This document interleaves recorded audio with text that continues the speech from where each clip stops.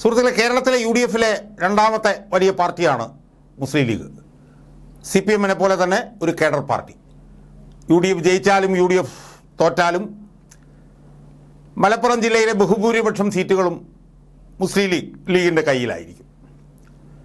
മുസ്ലിം ലീഗിന് തിരിച്ചടി ഉണ്ടായാൽ പോലും ബഹുഭൂരിപക്ഷ സീറ്റിൽ അവർ തന്നെ ജയിക്കും. അത് ഇത്തവണയും ഏതാണ്ട് അങ്ങനെയൊക്കെ തന്നെയാണ്. ആ മുസ്ലിം ലീഗ് എന്ന് പറഞ്ഞ പാർട്ടി, ആ പാർട്ടിയെക്കുറിച്ച് നമ്മൾ എപ്പോഴൊക്കെ സംസാരിക്കുമോ, ആ പാർട്ടിയെക്കുറിച്ച് സംസാരിക്കുമ്പോഴൊക്കെ തന്നെ ഒപ്പം നമ്മൾ ചേർത്ത് വെക്കുന്ന ഒരു പേരാണ് ശ്രീമാൻ PK കുഞ്ഞാലിക്കുട്ടി. PK കുഞ്ഞാലിക്കുട്ടിയും മുസ്ലിം ലീഗും തമ്മിലുള്ളത് പൊക്കിൾക്കൊടി ബന്ധമാണ്. PK കുഞ്ഞാലിക്കുട്ടിയെക്കുറിച്ച്, മുസ്ലിം ലീഗിനെ കുറിച്ച് പറയുമ്പോൾ നമുക്ക് കുഞ്ഞാലിക്കുട്ടിയെക്കുറിച്ച് പറയാതിരിക്കാൻ കഴിയില്ല. യഥാർത്ഥത്തിൽ കുഞ്ഞാലിക്കുട്ടി മുസ്ലിം ലീഗിൻ്റെ അധികാരിയായി മാറിയതെന്ന് തോന്നുന്നു. എനിക്ക് തോന്നുന്നു 80കളിലാണെന്ന് തോന്നുന്നത്. ഈ CH മുഹമ്മദ് കോയെ പോലെയൊക്കെയുള്ള ഔക്കാദർ കുട്ടിനഹ, സുലൈമാൻ സേട്ട്, സീതി ഹാജി ഒക്കെ ഉള്ള ഒരു വലിയ നേതൃത്വത്തിൻ്റെ അസ്തമയത്തിന് ശേഷം, എനിക്ക് തോന്നുന്നു 90കളുടെ മധ്യം മുതലാണെന്ന് എനിക്ക് തോന്നുന്നു. 90കളുടെ തുടക്കം മുതൽ മുസ്ലിം ലീഗിൻ്റെ ഒരു അധികാരിയായി മാറുകയായിരുന്നു കുഞ്ഞാലിക്കുട്ടി. അതായത് കുഞ്ഞാലിക്കുട്ടിയുടെ ഒരു സ്വകാര്യ സ്വത്താണ് മുസ്ലിം ലീഗ് എന്നുള്ള നിലയിലാണ് നമ്മൾ 90കളുടെ തുടക്കം മുതൽ കേൾക്കുന്നത്. 7-8 തവണ കുഞ്ഞാലിക്കുട്ടി MLA ആയി, 2-3-4 പ്രാവശ്യം മന്ത്രിയാകുമ്പോഴൊക്കെ തന്നെ ആ സർക്കാരിലെ 2ാം സ്ഥാനക്കാരനായിരിക്കും. എന്ന് മാത്രമല്ല ഏറ്റവും വലിയ ചാണക്യനും ഏറ്റവും വലിയ ബുദ്ധികേന്ദ്രവും ഒക്കെ ആയിരുന്നു കുഞ്ഞാലിക്കുട്ടി എന്നുള്ളത് നമുക്കറിയാം. പക്ഷെ അതിലൊക്കെ ഉപരിയായി Muslim League is synonymous with PK Kunhalikutty എന്നാണ് നമ്മൾ കേട്ടിട്ടുള്ളത്.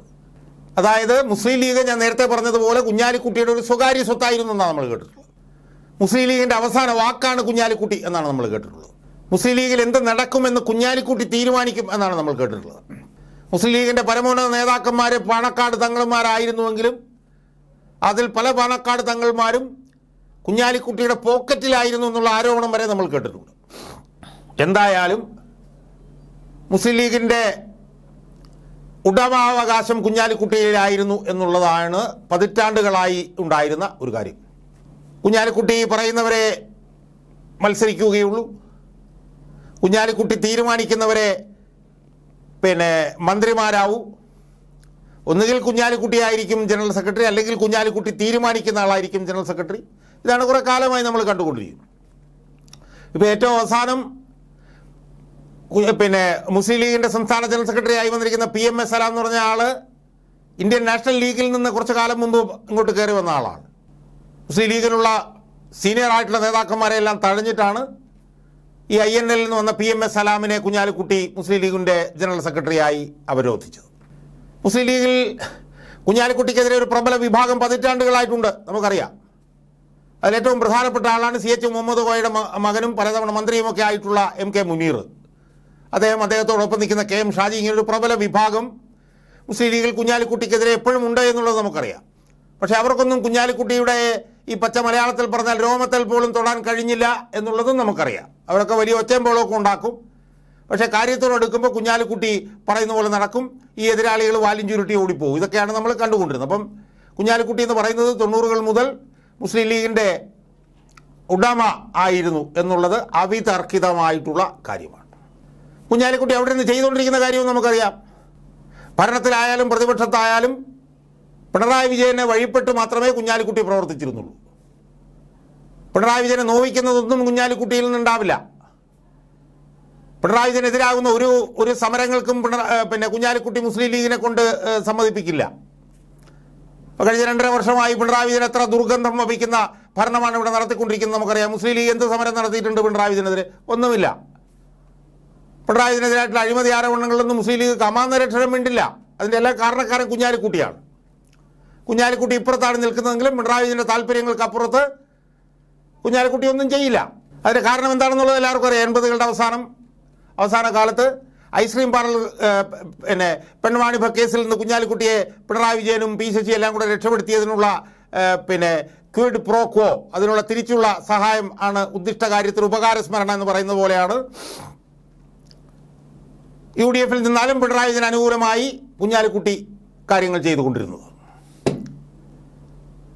അപ്പോൾ അങ്ങനെയായിരുന്നു കുഞ്ഞാലിക്കുട്ടി. ആ കുഞ്ഞാലിക്കുട്ടി പറയുന്ന പോലെയാണ് മുസ്ലിം ലീഗ് ചിന്തിക്കുന്നത് പറയാൻ കാരണം എന്താ സുഹൃത്തുക്കളെ? കുഞ്ഞാലിക്കുട്ടി 2019 ലോക്സഭയിലേക്ക് മത്സരിച്ചു. കാരണം എന്താ? രാഹുൽ ഗാന്ധി അവിടെ പ്രധാനമന്ത്രിയാവും, അപ്പം മന്ത്രിയാകാമെന്ന് വിചാരിച്ചു. അങ്ങനെയാണ് ലോക്സഭയിലേക്ക് മത്സരിച്ചത്. പക്ഷേ രാഹുൽ ഗാന്ധിയും തോറ്റു, കോൺഗ്രസ് എല്ലാം തോറ്റു, തുന്നം പാടിക്കഴിഞ്ഞപ്പോൾ അവിടെ മന്ത്രിയാവാൻ പറ്റില്ല എന്നറിഞ്ഞതോടുകൂടി കുഞ്ഞാലിക്കുട്ടി ഒരു നിമിഷം പോലും ആലോചിച്ചില്ല, ലോക്സഭാ സ്ഥാനം അങ്ങ് രാജിവെച്ചു. ഒന്ന് ആലോചിച്ചോട്ടെ, എത്ര കോടി രൂപയാണ് തെരഞ്ഞെടുപ്പുമായി ബന്ധപ്പെട്ട് ചെലവഴിക്കേണ്ടി വരുന്നത് നമ്മൾ ഓർത്തോണം. കുഞ്ഞാലിക്കുട്ടി അതങ്ങ് രാജിവെച്ചു. രാജിവെച്ചിട്ട് എന്ത് ചെയ്തു? കുഞ്ഞാലിക്കുട്ടി നിയമസഭയിലേക്ക് മത്സരിച്ചു. നിയമസഭയിലേക്ക് 21 മത്സരിക്കാൻ കാരണം എന്താ? UDF അധികാരത്തിൽ വരും, അവിടെ മന്ത്രിയാകാമെന്ന് വിചാരിച്ചിട്ടാണ് അങ്ങോട്ടേക്ക് മത്സരിച്ചത്. എന്നാൽ അവിടെയും കുഞ്ഞാലിക്കുട്ടിക്ക് ഭാഗ്യമുണ്ടായില്ല. പക്ഷേ അവിടെയും കുഞ്ഞാലിക്കുട്ടി തീരുമാനിക്കുന്ന പോലെയാണ് കാര്യങ്ങൾ നടക്കുന്നതെന്നുള്ളത് വളരെ വ്യക്തമായിരുന്നു. അപ്പം അങ്ങനെയൊക്കെ നിൽക്കുന്ന സമയത്താണ് 2024 ലോക്സഭാ തെരഞ്ഞെടുപ്പ് വരുന്നത്. 2024 ലോക്സഭാ തെരഞ്ഞെടുപ്പിലെ ഫലം യഥാർത്ഥത്തിൽ കുഞ്ഞാലിക്കുട്ടിക്ക് മുഖത്തൊരു അടിയായിരുന്നു. 2024 മലപ്പുറത്തെയും പൊന്നാനിയിലെയും ഫലത്തിൽ നിന്ന് ഒരു കാര്യം എല്ലാവർക്കും ബോധ്യമായി. എന്താണ്? മുസ്ലിം ലീഗിൻ്റെ അണികൾ പിണറായി വിരുദ്ധരാണ്, സർക്കാർ വിരുദ്ധരാണ്, CPM വിരുദ്ധരാണെന്ന് അടിവരയിട്ട് പറയുന്ന വിധിയാണ് 2024 വന്നത്. മലപ്പുറത്ത് 3 ലക്ഷം വോട്ടിൻ്റെ ഭൂരിപക്ഷം, പൊന്നാനിയിൽ 2.5 ലക്ഷം വോട്ടിൻ്റെ ഭൂരിപക്ഷം. E.T. മുഹമ്മദ് ബഷീർ, അബ്ദുൾ സമദ് സമദാനിയൊന്നും വലിയ പേരുകെട്ട വലിയ നേതാക്കന്മാരൊന്നും ആയിരുന്നില്ല. പിണറായി വിജയനോടുള്ള വിരോധം തീർക്കാൻ അതിഗംഭീരമായിട്ടുള്ള ഭൂരിപക്ഷം മലപ്പുറത്തും പൊന്നാനിയിലും ഉണ്ടായപ്പോൾ തന്നെ അത് കുഞ്ഞാലിക്കുട്ടിക്കൊട്ടൊരു അടിയായിരുന്നു. കാരണം കുഞ്ഞാലിക്കുട്ടിയുടെ ഈ ദല്ലാൽ രാഷ്ട്രീയം മുസ്ലിം ലീഗിൻ്റെ അണികൾ അംഗീകരിക്കുന്നില്ല എന്നുള്ളതിൻ്റെ തെളിവായിരുന്നു മലപ്പുറത്ത് കിട്ടിയ 3 ലക്ഷം വോട്ടിൻ്റെ ഭൂരിപക്ഷവും പൊന്നാനിയിൽ കിട്ടിയ 2.5 ലക്ഷം വോട്ടിൻ്റെ ഭൂരിപക്ഷവും. എന്നാൽ കുഞ്ഞാലിക്കുട്ടിയുടെ പിടി ഇപ്പോൾ മുസ്ലിം ലീഗിൽ അയയുകയാണ് എന്നതിൻ്റെ വ്യക്തമായൊരു സൂചന ഇപ്പോൾ പുറത്തു വന്നിരിക്കുന്നു. അതെന്താണെന്നറിയാമോ സുഹൃത്തുക്കളെ? മുസ്ലിം ലീഗിൻ്റെ പുതിയ രാജ്യസഭാ സ്ഥാനാർത്ഥി നിർണയമാണ് മുസ്ലിം ലീഗിൽ കുഞ്ഞാലിക്കുട്ടിയുടെ പിടി അയയുകയാണ് എന്നതിൻ്റെ ഏറ്റവും പുതിയ തെളിവ് അല്ലെങ്കിൽ ഉദാഹരണം. കുഞ്ഞാലിക്കുട്ടി ഈ സീറ്റിന് വേണ്ടി ആദ്യം ഒന്ന് ശ്രമിച്ചു എന്നൊക്കെ പറഞ്ഞിട്ടൊരു വാദമൊക്കെ ഉണ്ടായിരുന്നു. പക്ഷേ കുഞ്ഞാലിക്കുട്ടി തന്നെ പുറത്തു വന്നിട്ട് പറഞ്ഞ് ഞാൻ അങ്ങനെയൊന്നും നോക്കുന്നില്ല എന്ന് പറഞ്ഞ് കുഞ്ഞാലിക്കുട്ടി പിന്മാറി. പക്ഷേ എങ്കിലും പുറകിലിരുന്നുകൊണ്ട് കുഞ്ഞാലിക്കുട്ടി ചരട് വലിച്ചത് തൻ്റെ നോമിനിയായിട്ടുള്ള സംസ്ഥാന സെക്രട്ടറി PMA സലാമിന് ഈ സ്ഥാനം വാങ്ങിക്കൊടുക്കാൻ വേണ്ടിയിട്ടായിരുന്നു. അതിനുവേണ്ടി കുഞ്ഞാലിക്കുട്ടി പഠിച്ച പണി 18 നോക്കി എന്നാണ് കേൾക്കുന്നത്. എന്തായാലും ഇപ്പോൾ എന്താ സംഭവിച്ചത്? ആ രാജ്യസഭാ സ്ഥാനം ഹാരിസ് ബീരാൻ എന്ന് പറയുന്ന മുസ്ലിം ലീഗുകാരനായിട്ടുള്ള ഒരു സുപ്രീം കോടതി അഭിഭാഷകന് ലഭിച്ചിരിക്കുന്നു. ആ നീക്കം വളരെ നിർണായകമാണ് എന്നാണ് മുസ്ലിം ലീഗിനകത്ത് തന്നെ ഉള്ളവർ പറയുന്നത്. കാരണം 2 കാരണമുണ്ട്. ഒന്ന്, കുഞ്ഞാലിക്കുട്ടിയുടെ വിശ്വസ്തന് സീറ്റ് കിട്ടിയില്ല, PMA സലാമിന് ആ സീറ്റ് ലഭിച്ചില്ല എന്ന് മാത്രമല്ല, മുസ്ലിം ലീഗിലെ എക്കാലത്തും ഏറ്റവും വലിയ കുഞ്ഞാലിക്കുട്ടി വിരുദ്ധനായിരുന്ന ഒരു VK ബീരാൻ ഉണ്ടായിരുന്നു. VK ബീരാൻ മുസ്ലിം ലീഗിൻ്റെ പ്രധാനപ്പെട്ട ഒരു നേതാവായിരുന്നു. ഏതോ ഒരു അഡീഷണൽ അഡ്വക്കേറ്റ് ജനറലോ ഒക്കെ ആയിരുന്ന ഒരു VK ബീരാൻ ഉണ്ടായിരുന്നു. പക്ഷേ VK ബീരാൻ കുഞ്ഞാലിക്കുട്ടിയുടെ ഏറ്റവും വലിയ എതിരാളിയായിരുന്നു മുസ്ലിം ലീഗിൽ. ആ VK ബീരാൻ്റെ മകനായിട്ടുള്ള ഹാരിസ് ബീരാനാണ് ഇത്തവണ രാജ്യസഭാ അംഗമായി നോമിനേറ്റ് ചെയ്യപ്പെട്ടിരിക്കുന്നത്. ഇത് കുഞ്ഞാലിക്കുട്ടിയുടെ പിടി മുസ്ലിം ലീഗിൽ അയയുന്നതിൻ്റെ ഏറ്റവും പ്രധാനപ്പെട്ട ഉദാഹരണമായിട്ടാണ് ചൂണ്ടിക്കാണിക്കപ്പെടുന്നത്. കാരണം കുഞ്ഞാലിക്കുട്ടി വിചാരിച്ച ആൾക്ക് ഈ രാജ്യസഭാ സ്ഥാനം കൊടുക്കാൻ കഴിഞ്ഞില്ലെന്ന് മാത്രമല്ല, തൻ്റെ ഏറ്റവും വലിയ ശത്രുവിൻ്റെ മകന് ഇത് ലഭിക്കുന്നത് കാണേണ്ടി വരിക കൂടി ചെയ്തു കുഞ്ഞാലിക്കുട്ടിക്ക് എന്നാണ് പാർട്ടിക്കകത്ത് തന്നെ നമുക്ക് കിട്ടുന്ന വിവരം. ഇനി ഒരു പ്രധാനപ്പെട്ട കാര്യവും കൂടി ഉണ്ട്. എന്താണ്? അതായത് കുഞ്ഞാലിക്കുട്ടിക്കെതിരായിട്ടുള്ള നിലപാടുമായി മുസ്ലിം ലീഗിൻ്റെ പരമോന്നത നേതാവായിട്ടുള്ള സാദിഖ് അലി ശിഹാബ് തങ്ങൾ രംഗത്ത് വന്നിരിക്കുന്നു എന്നാണ് അറിയാൻ കഴിയുന്നത്.